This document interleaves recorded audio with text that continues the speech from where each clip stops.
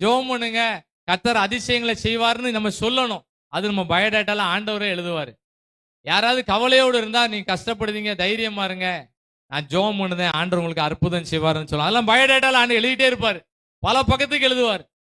யோபு நல்லா இருக்கிறதுக்கு காரணம் அவரோட பயோடேட்டா நம்பர் பிளேட் தெளிவா இருந்துச்சு, ஒரு குழப்பமும் இல்லை.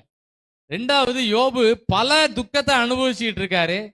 துக்கத்தின் மத்தியில நான் ஏன் வாழணும்னு கேட்கல, அதை ஜெபமா கன்வெர்ட் பண்ணிட்டாரு. ஆமென். எப்படி ஜெபமா கன்வெர்ட் பண்ணாரு? ஆனாலும் நான் தேவனை நாடி என் நியாயத்தை அவரிடத்தில் ஒப்புவிப்பேன்னு சொன்னார். சொல்லி ஜெபம் பண்ணி ஜெயிச்சிட்டார். கடைசி குறிப்பு வாசிக்கிட்டு இருக்கோம், 23ஆம் அதிகாரம் பாருங்க. அவருக்கு ஒரு அற்புதமும் நடக்கலையாம். 23 அதிகாரம் 8வது வசனத்தை எல்லாம் சேர்ந்து வாசிப்போம். 8வது வசனம்.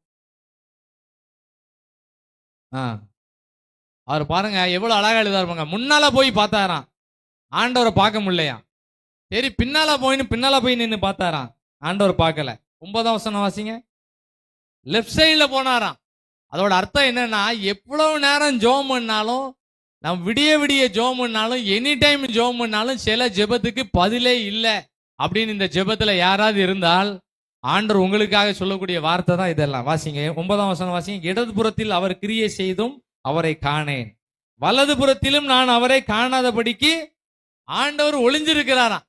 எங்க இருக்காருன்னே தெரியலையப்பா, இவ்வளவு ஜெபம் பண்ணி பார்த்திருக்கேன், இவ்வளவு தாழ்த்திட்டேன், என் பாவத்தை மன்னிங்கன்னு வேற கேட்டுட்டேன், இன்னும் ஆண்டவர் அற்புதம் செய்யலைன்னு சொல்லி யாரும் சோர்ந்து போயிடாதீங்க.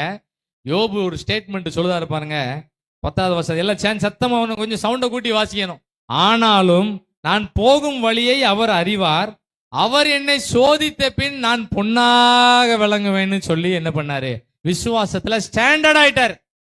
டிகிரிஸ் ஆஃப் கம்பாரிசன் மாதிரி அவருக்கு இதுல கம்பேரிட்டிவ் டிகிரில இல்ல, என் கூட படிச்சான் அவனை பாரு இவனை பாரு அப்படி சொல்லல, சூப்பர் ரிலேட்டிவ்ல பேசிட்டு இருக்காரு. இப்போ ஒரு சோதனையா இருக்கு, சோதனைக்கு பின்னால ஆண்டவர் எனக்கு ஒரு அற்புதம் செய்வாரு, அவர் என்னை சோதித்த பின் நான் பொன்னாக விளங்குவேன்னு சொன்னாரு.